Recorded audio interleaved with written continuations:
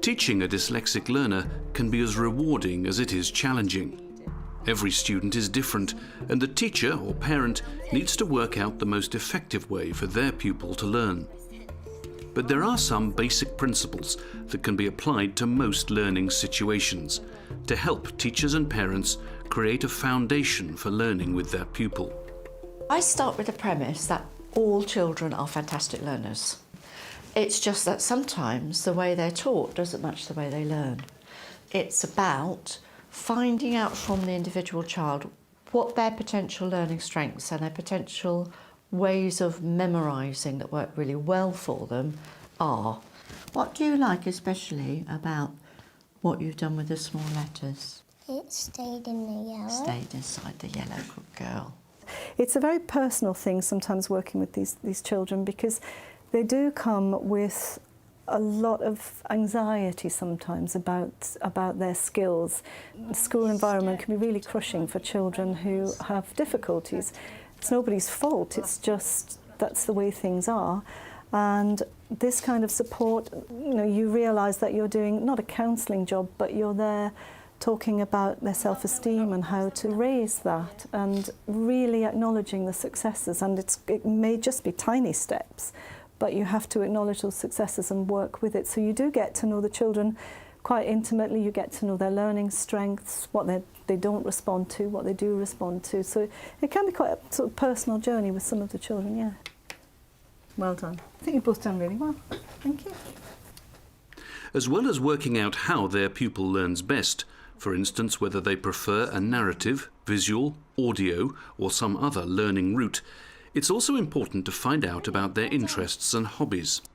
Exercises or games built around those interests are more likely to engage the learner. Goal. Excellent. Foul.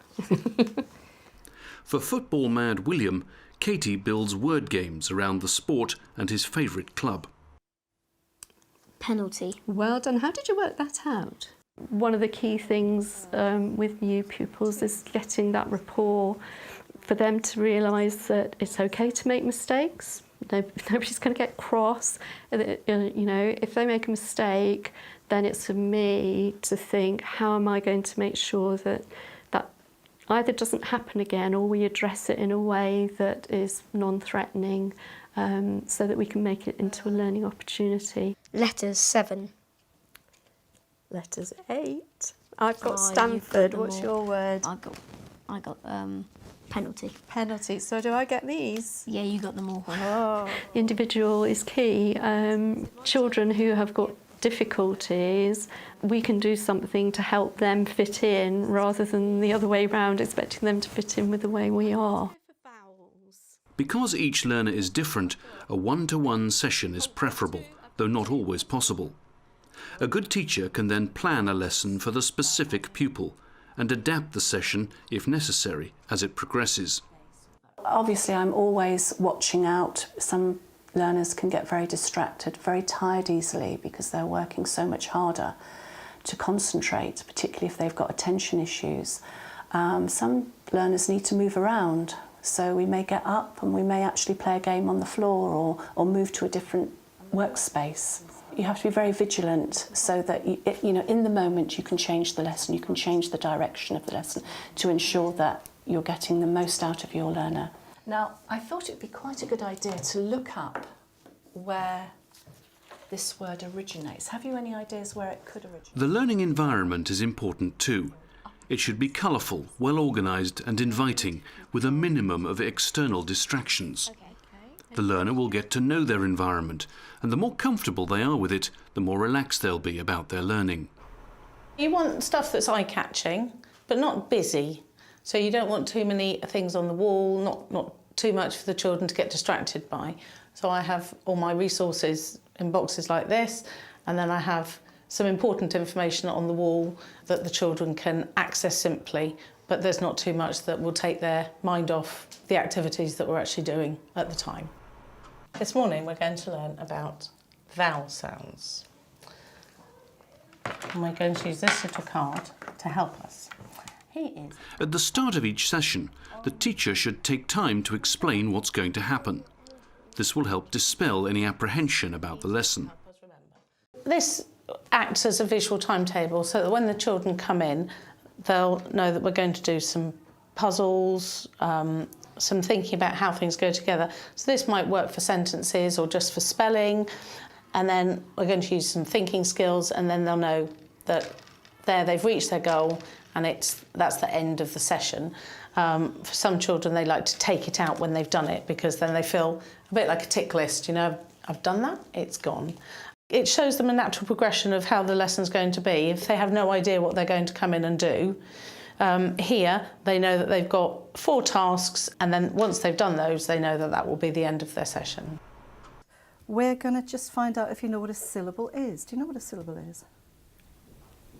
Is it when you break up a word like butter?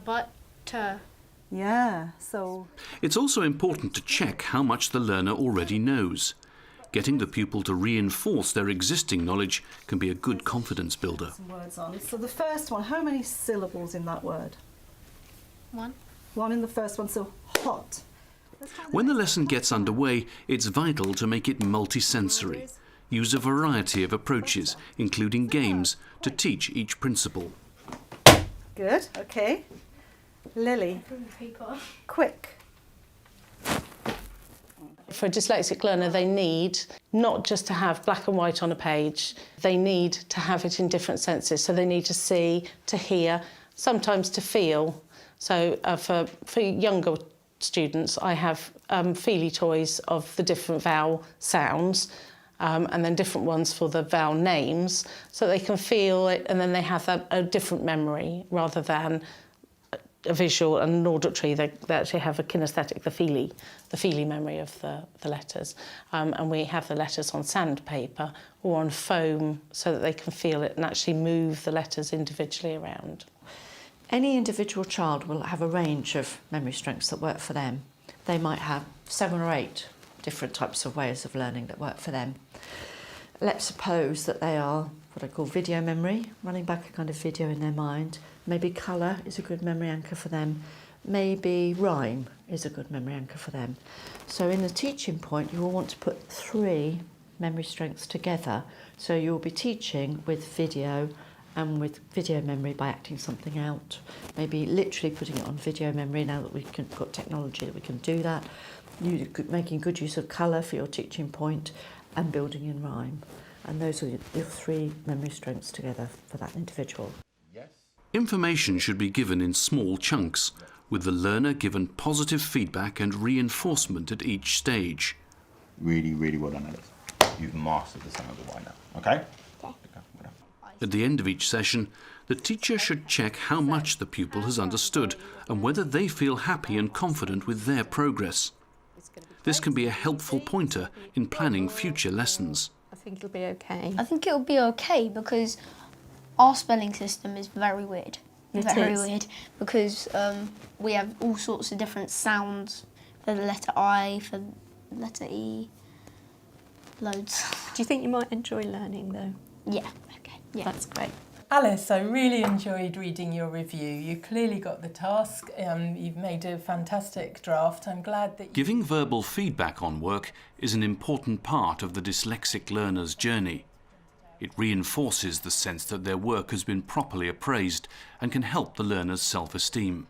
I think it's very valuable kind of feedback because immediately it's really personal. I would make sure, obviously, that the piece of work they'd done was available for us to be looking at together.